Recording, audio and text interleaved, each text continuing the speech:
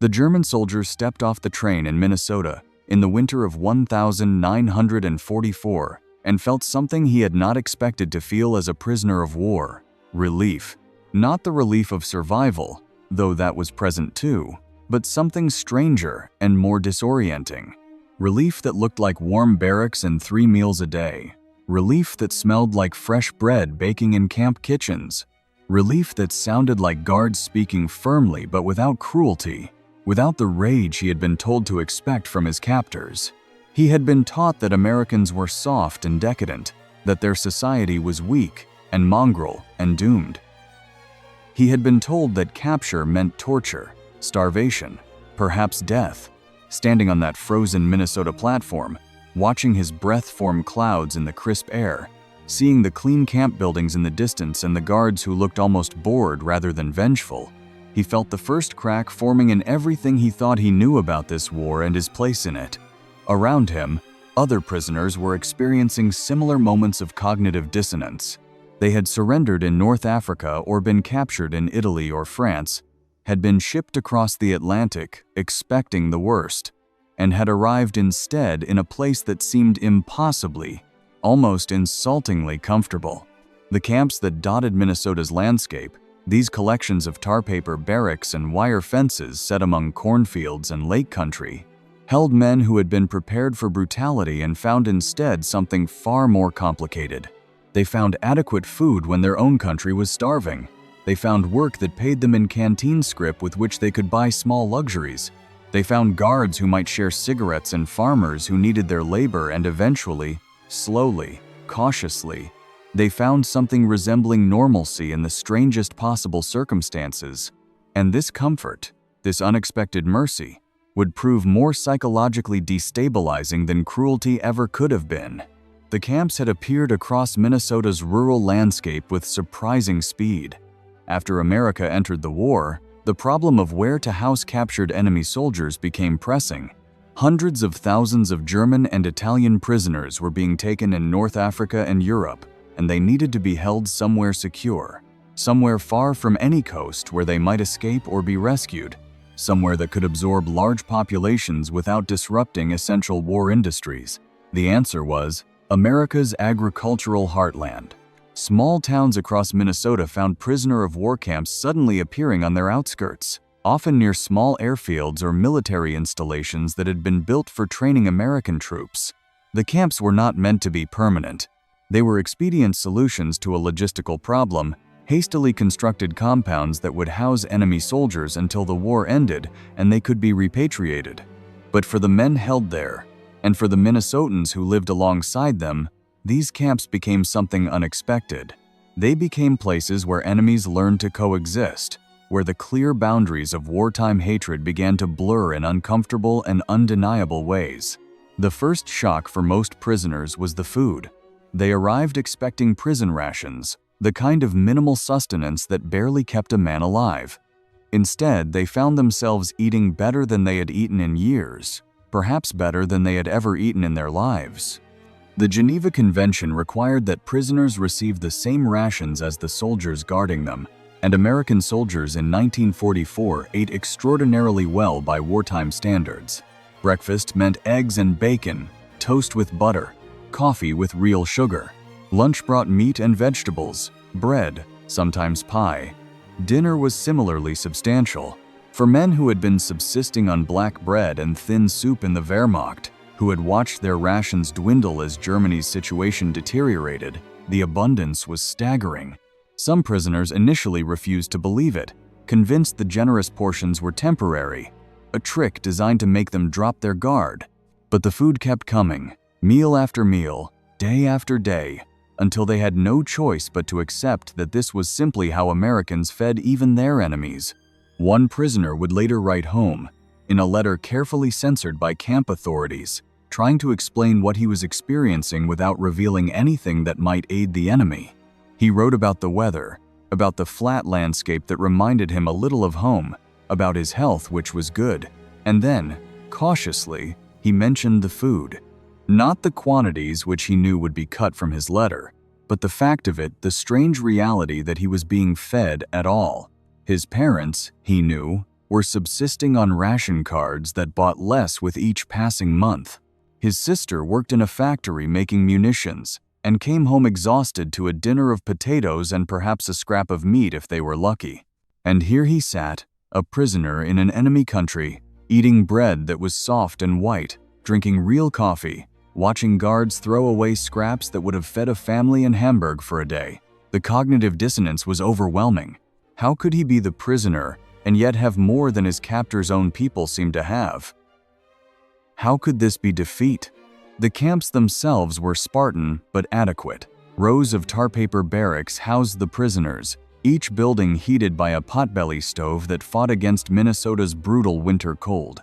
The men slept on bunks, 2 or 3 tiers high depending on the camp, with thin mattresses and wool blankets that were rough but warm. The barracks smelled of wood smoke and male sweat and tobacco, a distinctive scent that would remain in the prisoners' memories for decades. Each morning they rose to reveille, formed up for count, and then received their work assignments. Most prisoners were sent out to work on farms or in canning factories or in lumber operations, filling the labor shortage created when American men went off to war. The work was hard but familiar to those who had grown up in rural areas. They harvested sugar beets and corn, loaded trucks, operated machinery under the supervision of farmers who needed the help too badly to let ideology interfere with necessity.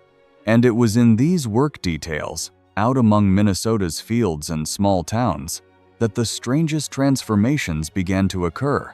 A German prisoner might find himself working alongside a farmer whose own son was at that moment fighting Germans in France. The situation was absurd on its face. Enemy soldiers helping to bring in the harvest that would feed the nation fighting their homeland. Yet, the work created a kind of grudging mutual respect.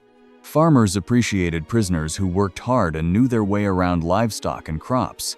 Prisoners appreciated fair treatment and the occasional kindness, a cold drink on a hot day or permission to rest in the shade.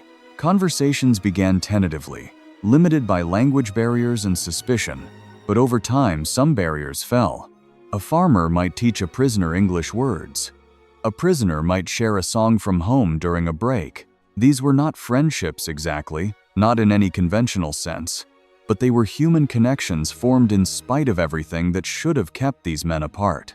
The camp guards occupied an ambiguous position in this strange ecosystem. They were soldiers doing their duty, maintaining security, preventing escapes. But they were also men stuck in Minnesota guarding prisoners while their friends fought overseas, and many of them felt the contradiction of their assignment. They had volunteered to fight fascism and found themselves instead supervising farm labor and managing canteens. Some took their frustration out through petty cruelties and rigid enforcement of rules. Others settled into an easier relationship with their charges, recognizing that these prisoners, particularly as the war dragged on, seemed about as interested in escaping as the guards were in chasing them. Where would they escape to? They were in the middle of America, thousands of miles from home, in a country whose language most did not speak. And increasingly, as news from Germany grew worse, as the Reich collapsed and cities burned and the true horror of the Nazi regime became undeniable, many prisoners began to wonder whether they even wanted to go home at all. The internal politics of the camps were complex and often invisible to American authorities. Among the prisoners were true believers in National Socialism, officers and party members who maintained strict discipline and Nazi ideology even in captivity. These men enforced conformity among their fellow prisoners, punished those who seemed too friendly with Americans, maintained the fiction that Germany would still win the war somehow. But there were also prisoners who had never been enthusiastic Nazis, who had been conscripted and sent to fight in a war they did not fully understand or support. And there were those in between, men whose beliefs were eroding under the weight of evidence, who looked around at the abundance of America, at the casual freedoms even in captivity, and began to question what they had been told about the superiority of their system. These men kept their doubts quiet, shared them only with trusted friends during late-night conversations in the barracks, knowing that the wrong word to the wrong person could mean a beating or worse. The winters were particularly long and isolating. Minnesota cold is a fierce, penetrating thing, the kind of cold that finds every gap in clothing and every crack in walls. The prisoners, many from warmer parts of Germany or from North Africa where they had been captured, found the cold shocking in its intensity. On the coldest days, work details were canceled, and the men stayed in the barracks, huddled near stoves, playing cards or writing letters or simply trying to stay warm. These were the times when homesickness hit hardest, when the separation from everything familiar became almost unbearable. A man might stare out a frosted window at the blank white landscape and try to calculate how many more winters he would spend this way, how many more years before he saw home again, whether there would be anything left of home to see when he finally returned. The uncertainty was in some ways worse than poor treatment would have been. Poor treatment could be endured, resisted, survived. But this strange half-life, comfortable and yet fundamentally imprisoned, stretched out indefinitely with no clear end in sight, tested the prisoners in ways they had not anticipated. Letters from home, when they came, carried news that grew steadily darker. The Allied bombing campaign was reducing German cities to rubble. The Eastern Front had collapsed. American and British forces were pushing across France toward the Rhine.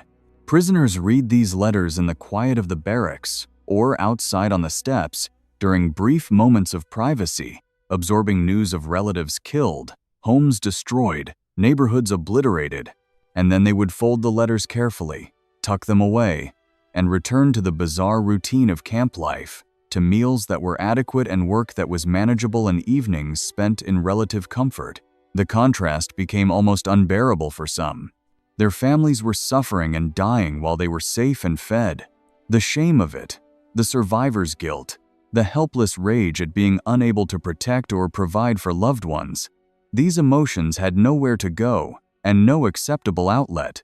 Men wept alone at night or became quietly furious or withdrew into themselves, and their American captors often had no idea what was happening in the interior lives of the men they guarded. Some prisoners found purpose in unexpected places. Camps organized educational programs, classes where men could learn English or study trades that might be useful after the war. Musical groups formed. Men who had played instruments before the war found or made new ones and gave concerts in mess halls. Theater groups put on plays, elaborate productions with costumes sewn from scraps and sets built from salvaged materials. These activities provided structure and meaning, gave men something to do besides brood on their situation.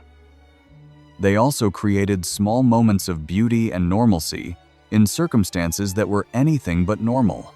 A man playing a violin in a Minnesota POW camp, performing Beethoven for an audience of fellow prisoners and a few curious guards, existed in a space outside conventional categories of war and captivity. For the duration of the performance, the music mattered more than the wire fences or the guards or the war raging thousands of miles away.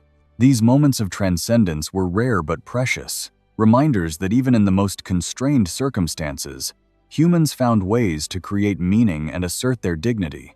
The relationship between the camps and the surrounding Minnesota communities evolved in complicated ways. Initially, there was fear and suspicion. These were enemy soldiers, men who had fought for Hitler, and they were now living and working in close proximity to American families. But over time, particularly as the prisoners proved to be generally cooperative and as the desperate need for farm labor overcame ideological concerns, attitudes softened. Some communities came to depend on prisoner labor for their agricultural operations. Some local people began to see the prisoners as individuals rather than abstractions, to notice that this one was polite and that one worked hard, and another one had a good singing voice. This humanization was uncomfortable for those who preferred clear moral categories, who wanted enemies to remain enemies rather than becoming complicated real people. But proximity and time and shared work had a way of breaking down those categories whether people wanted them broken down or not. Not everyone welcomed this breakdown. Some Minnesotans whose sons or husbands had died fighting Germans found the presence of German POWs in their communities obscene and painful. They organized protests, wrote letters to newspapers, demanded stricter treatment of prisoners. Their anger was understandable and their pain was real. The sight of German prisoners laughing or singing or appearing comfortable while American boys died overseas was, for these families, an unbearable insult. And yet the camps remained, the prisoners continued working, and the war ground on toward its inevitable conclusion. The contradiction could not be resolved, could only be endured by everyone involved. As Germany's defeat became increasingly certain, the psychological state of the prisoners shifted again. Some had already begun to distance themselves from Nazism, to claim they had never really believed, that they had simply been following orders or serving their country. These men began positioning themselves for post-war life, taking re-education courses offered by American authorities, learning about democracy and American values, trying to prove they could be reformed. Others remained defiant, insisted Germany would rise again, maintained their ideology even as their nation collapsed, and still others simply became numb, unable to process the scale of the defeat, the destruction of everything they had known, the uncertainty of what would come next. They went through the motions of camp life mechanically, working and eating and sleeping, but emotionally they had shut down, protecting themselves from a reality too painful to fully acknowledge. The end of the war in Europe in May 1945 brought strange celebrations to the camps. The guards celebrated victory, obviously, and some prisoners celebrated too, quietly relieved that the dying had finally stopped. But for many prisoners, the German surrender brought not relief but a new kind of dread. What would happen to them now? When would they go home? What would they find when they got there? And for some, particularly those from areas that would now be under Soviet control, going home meant moving from one captivity to another, exchanging American POW camps for Soviet labor camps or worse. These men faced the prospect of repatriation with genuine terror, knowing that soldiers who had allowed themselves to be captured were viewed by Stalin as traitors deserving of punishment. Some begged to be allowed to stay in America, pleaded for asylum or sponsorship, anything to avoid being sent back. Most were repatriated anyway, loaded onto ships and sent back to a Germany that no longer existed as they had known it, a shattered landscape of rubble and starvation and occupation. The camps in Minnesota closed gradually through 1945 and 1946. Prisoners were processed and shipped out, sent to ports and then across the Atlantic to an uncertain future. The barracks were dismantled or sold or simply left to decay. The land returned to farming or forest, or was developed for other purposes. Within a few years, little physical trace remained of the camps that had housed thousands of men for years. But the memories remained, carried by both prisoners and guards and local people who had interacted with the camps. Some former prisoners would return decades later, elderly men bringing their children or grandchildren to show them where they had been held during the war. They would stand in what was now a shopping center parking lot or a housing development and try to point out where the barracks had been, where they had worked, where particular incidents had occurred. The landscape gave no acknowledgement of what had happened there, but the men remembered. For many German POWs held in Minnesota, the experience became a defining period of their lives, a time when their understanding of the world and their place in it underwent fundamental transformation. They had arrived as soldiers of the Reich, carrying the ideology and assumptions of Nazi Germany. They left as something else, men who had seen that the enemy they had been taught to despise was complex and often kind, that the system they had served was built on lies, that defeat could look like mercy and captivity could feel safer than freedom. These realizations did not come easily or all at once. They emerged slowly, through accumulated small experiences, through the cognitive dissonance of eating well while their families starved, through the quiet dignity of guards who could have been cruel but chose not to be, through the grudging respect of farmers who worked alongside them despite everything. The paradox of the Minnesota POW camps was that they succeeded by being decent rather than harsh. The comfortable treatment, the adequate food, the relatively humane conditions, these things did more to undermine Nazi ideology than punishment could have done. Prisoners could dismiss cruelty as vindictiveness, could use it to confirm their existing beliefs about their enemies.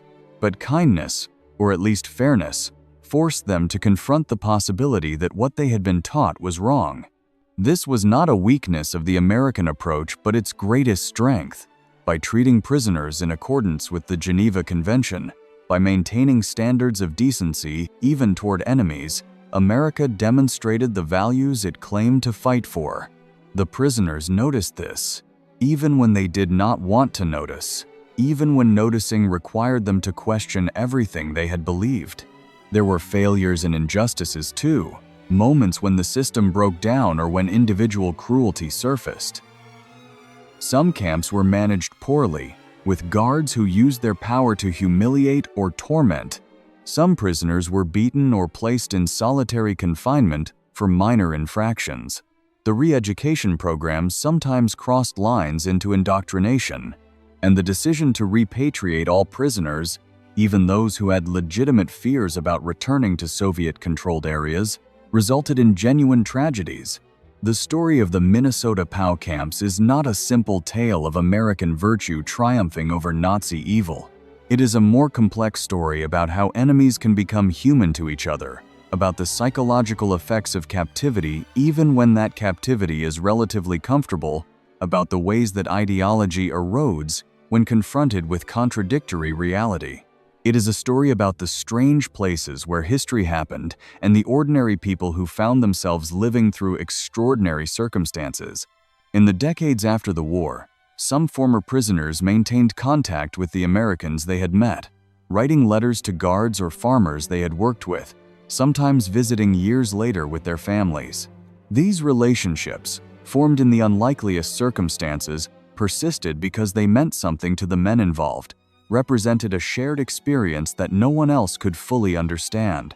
A German man who had harvested corn in Minnesota in 1944 and an American farmer who had supervised him might have little else in common, might struggle to communicate across language barriers and different life experiences, but they shared those summers in the fields, those moments of mutual recognition that despite everything, they were both just men trying to get through a war neither had started.